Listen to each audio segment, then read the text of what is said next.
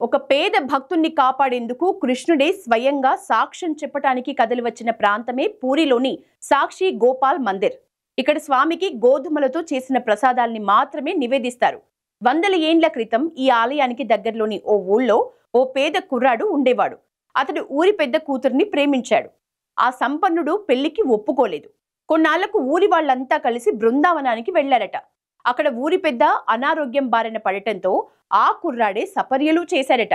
దానికి మెచ్చిన పెద్ద ఆయన తన కూతుర్నిచ్చి పెళ్లి చేస్తానని చెప్పినా ఊరికి తిరిగొచ్చాక మాట తప్పి తాను వాగ్దానం చేసినట్లు రుజువు చూపించమన్నాడట.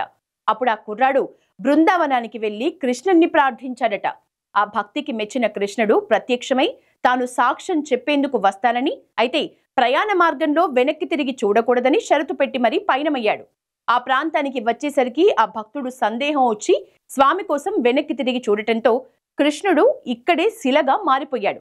ఆ పేదవాడు అందరినీ తీసుకొచ్చి స్వామి విగ్రహాన్ని చూపించి జరిగిన విషయాన్నంతా వివరించాడు. దీంతో అంతా కలిసి అతనికి ఊరి పెద్ద కూతురుతో పెళ్లి చేశారు. స్వామికి ఆలయాన్ని కూడా నిర్మించారు. అప్పటి నుంచి శ్రీకృష్ణుడు ఇక్కడ సాక్షి గోపాలుడిగా పూజలందుకుంటున్నాడు.